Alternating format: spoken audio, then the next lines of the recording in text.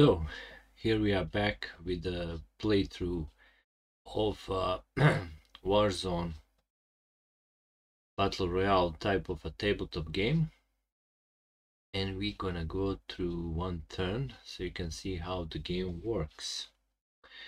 So if we check here, turn sequence, at the beginning, if we are not in the turn one, we can exchange some cash or gear between team members. Sadly, we are in the first, so we cannot do that. We're in the first turn. There is no gas effect yet, so we set our tactic for the whole turn, and then we do an action depending on the tactics we have. So in previously video I choose to do a looting tactic, and this will give an option for each player to roll on one of these tables for loot, which are for the cash, for weapons, and for gear. Right now we need weapons, because with the pistols we will not survive that much.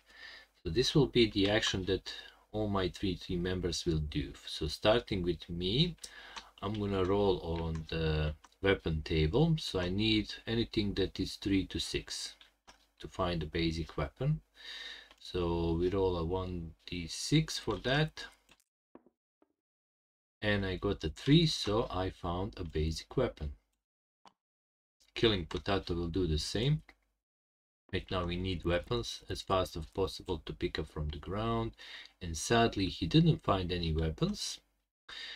Then we go to deck. We can only do one action per event, or not per turn, because turn is actually split into 3 events. Right now we are in the first part of those 3 events, and Decky will also try to find some weapons, and he also finds basic weapons. So me and Decky has basic weapons, but Killing Potato still only has a gun. And also we don't have any cash because we're just now looting for the weapons right now. Alright, so that was the action we did. Now we go and test the team threat. So how this works, we're gonna roll a 2d6, and we need to roll equal or higher than the current threat to not get an event. If we roll lower than a current threat, so 1 to 7, we're gonna have the event. So let's try to not have the event, because usually those events is fighting with the team that already jump in the same zone with us. So you know, right from the start the game is always full of shooting, like in Warzone. Who played Warzone now, he knows how that goes. Let's see. And sadly we roll a 7, so we will have the event, which means we need to go here to this event table and then roll 3d6 and see what kind of event we have. So that's a 6. Battle against an enemy team, a random number of team members, random weapons, but it is a middle range battle.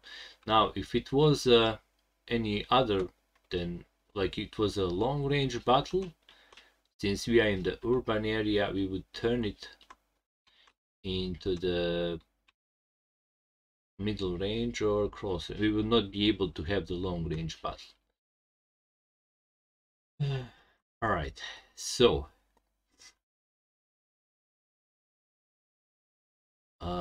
now we're gonna form the enemy team. That's why we have these tokens here. Now we are playing trios, so team can never have more than 3 players. So what's gonna happen, we're gonna meet a team in a battle, but it could be only few members. Maybe they already lost some members in previous fighting. So first what we're gonna check, we're gonna go here to this making an enemy team. So number of players in a team. So we roll 1d6. On 1 to 3 team is full, so has all the players. On 4 to 5 it is a half of a team rounded down. So in our case it would be 1.5, so only one team member because we rounded down. And if we roll a 6, it's also only one player. All right, so let's see. Oh, by the way, I need to put this because we already have an event. So it's a 5. So half of team, so just one player. I'm gonna set this aside. We were lucky, us 3 coming into one guy just running around. And weapon status of an enemy. Again, 1 to 3 he has a loadout, 4 to 6 they have a basic weapons. This is important also. So 4 he has a basic weapons. They don't have a loadout. If enemy team has a loadout, battle may last up to 2 impulses. All right. So it will not last 2 impulses because he doesn't have a loadout. Just one guy with some basic weapons. We don't roll for the battle range because it's already preset. It is the middle range. So this is what we use. Killing Potato has 0, I have a 0 middle range, and Deki also has 0. So we are not really good at the middle range. So how this works, you never roll for the enemy's player. We only roll for us. Okay, and we're gonna have a battle that's gonna last 1 impulse. So once we finish, we're gonna remove this token and that's it. It's gonna be a simple shootout. So how the battle works. So each player rolls his dice, adding modifiers to number of their dice and their values. In our case, we always roll 3 dice, and then we add these modifiers from our skills. So I'm gonna roll 3 dice, and we can go in order on any player. We can choose Killing Potato to attack first, then me, then Deki. It doesn't really matter. What matters is how many dice we're gonna roll.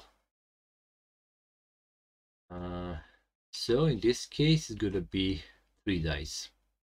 Now, what we're looking for is doubles. That's what we're looking for. So if you roll 2 6s, you kill 1 enemy player.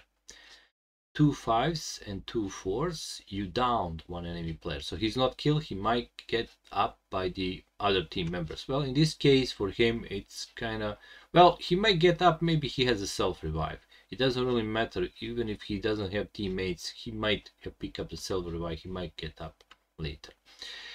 2 3s, 2 2s, and 2 1s, you lose 1 armor plate if possible, if not, you are downed. Now, if you don't have any doubles, but you didn't roll any 1 or 2, you lose 2 armor plates if possible, otherwise you're down. So if right now, if I don't roll any doubles, and even if it's not 1 or 2, I could be get down because I only have 1 plate. And if you don't have any doubles, but you roll 1 or 2, you are down. So usually you are down. So there is a chance you will get up, but we'll see how that works. Alright, so let's start with Killing Potato because I'm a team player. I can actually bring him up if he gets down. So he has only pistol. It's a middle range, so 0 with a pistol. He doesn't have a basic weapon. So what he's looking for is doubles. And he got 2 4s. And you look here. 2 5s or 2 4s, you down 1 enemy player. So he managed to down this guy just using pistol. And that is that because the player is down. We do not shoot, the rest of us. And there is no enemy other players that we need to shoot. So what we do next, we do a number superiority check. So this is important after the battle. So battle is over. The guy runs, Killing Potato managed to use a pistol, down him, and now we're gonna see will he be able to finish him or he managed to maybe had a self-revive and escape. So if one team has twice or more players than an enemy team, they have a +1 DRM to finishing dice roll. We do. It's 3 of us against 1 enemy player. Also, if your team has a number superior, each player from your team rolls an additional die in combat. Oh, you see, oh, this is what I forgot. So killing Potato would actually roll additional die. I totally forgot. But he downed him. Well, I can roll, I guess. It wouldn't change anything. He downed him, that's it. But this also applies same to our team. So if they have if there was only one of us and they had a number superiority, then we would roll one less die to a minimum of 2. Okay. So let's see this. After each battle, one impulse. If there are down players, you need to roll for each down player if he is finished by enemy or he was saved by their teammates. So finishing roll, it's 1 die per each still standing player. So in our case, that's 3 dice because we all standing is down. So we're gonna roll 3 dice. So what we're looking for is a 5 or 6. If we get 5 or 6 on these 3 dice, we manage to finish him. Otherwise, his teammates manage to bring him up, or maybe he brings him up himself. Maybe he has a self-revive. We don't know that.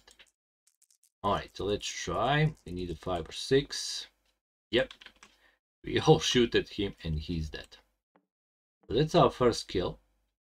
And since he was the last member of his team, because this is a team of 1 guy, we just wipe. Oh, I totally forgot to write the number of teams we have. So in trios, that's 38 teams. But now it's gonna go to 37 because we just managed to wipe 1 team. Team wipe. It was the one sad guy that was running around killing Potato, managed to kill him. Okay, so let me check something. After each battle, every player that was participating in combat must roll on use ammo table. So that was killing Potato. He was the only one participating with because the other ones he didn't even need to shoot. So he's gonna roll 1 die on 1 to 3. He will get a low ammo. Yeah, he now has a low ammo status. So what this status means, you will see basically. Even if he gets, what this means, even if he gets a loadout later on, because he has a low ammo, he only uses basic weapon stats. Right now he has only pistols, so he still uses these stats. This means you have low amount of ammo, but you're not out of ammo. You can still find some ammo around, but you never have enough to, you know, be useful in a fight. Okay, so that was that. And I think I forgot to add that when you wipe a team, for each team member, we need to roll on a loot table to see how many cash he was carrying. And that can be picked up by one of us. So let's just do that. Yeah, I forgot to do it. So we're gonna roll on a cash table. Let's see how much money he was carrying around. So that's a 2. Only 100. So this poor guy only have, well, let's say killing Potato pickup. Managed to pick up that money. Now he has 100 cash.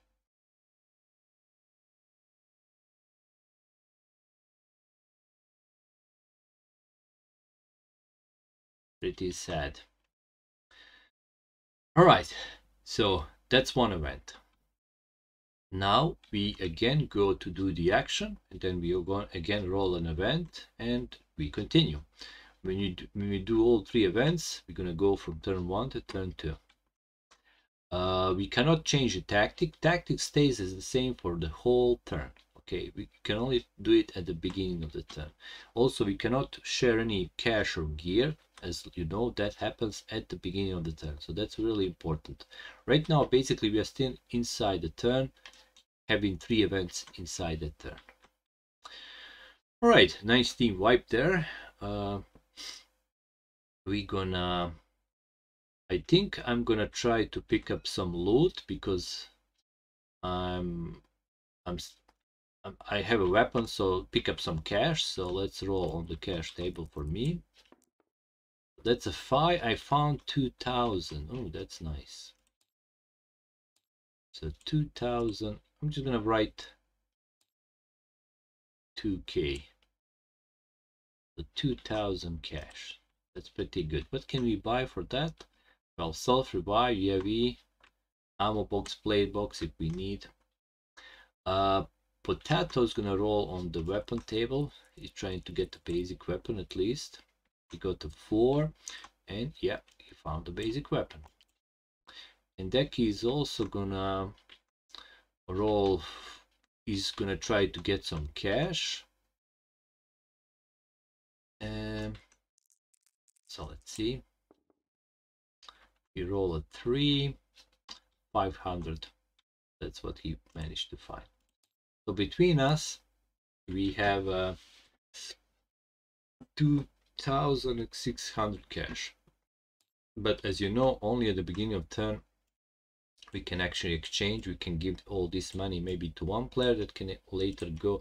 Where is our buy station? Oh, there is one in the village. So we managed to collect enough cash. We can go to buy station and buy ourselves a loadout. But we'll see about that. We still are not out of the woods because there are some other teams running around.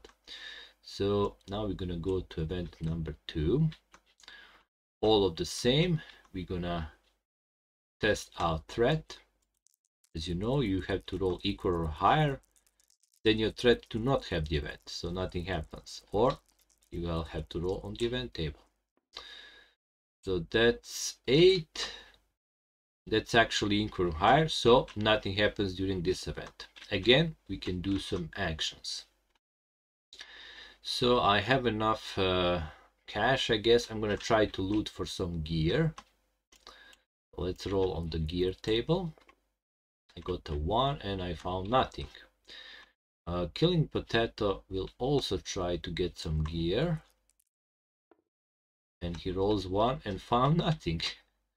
Well, in that case, Deck is gonna roll for the cash. And he found 100. Wow, so little money here in this zone. So he's now have 600 cash. All right. And then we done an action, so that's a third event. Let's test our threat. It's below the just 4, so we will have the event 3d6, and let's see what happens to us now. So that is an 8. One random team member of your team is a bounty. Oh, great. So one random team member of our team is going to be bounty, which means he is hunted by other team members. So let's see how that works.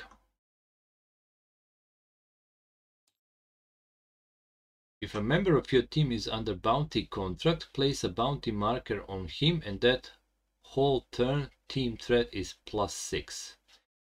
That player is killed or survives that turn, remove the marker from him. There is a little mistake here. This should be next turn. So should work like this. Let me copy this marker. So for the duration of this turn here, one of our team members will be a bounty. And it's going to be random. So we can roll for it, but what I'm going to do, I'm actually going to use a bag. Actually, let's see, 1, 2, 3, 4, 5, 6. No, let's just roll. Let's see who of us going to be hunted by the enemy team. A 4. So 1, 2, 3, 4. Oh, it's Killing Potato. He's bounty. But the enemy team wants to kill him. Okay. I forgot.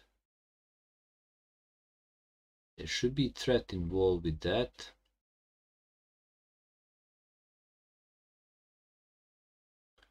Let me just check.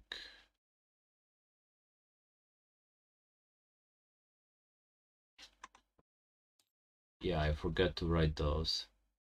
Oh no, I didn't. Yeah, here it is. The threat is +6. Oof. By the way, threat cannot go ever more than 12. But this means we're gonna have the events for sure, because now things are warming up because someone is hunting, killing potato. So I think that shows you how one turn works. We're gonna remove this. We're gonna go to next turn, and if he doesn't get killed by the end of the next turn, we're gonna leave the bounty from him. But as you can see, our threat is now 12. It's a +6. We were on 8, so 1 2 3 4 5 6.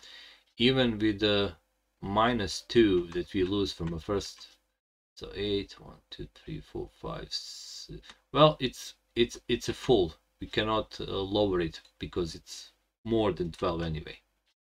This will not help us removing us from a turn number 1, because you can, at the beginning of the turn, you can always calculate your threat. So it's 3 of us +1 for his aggressiveness.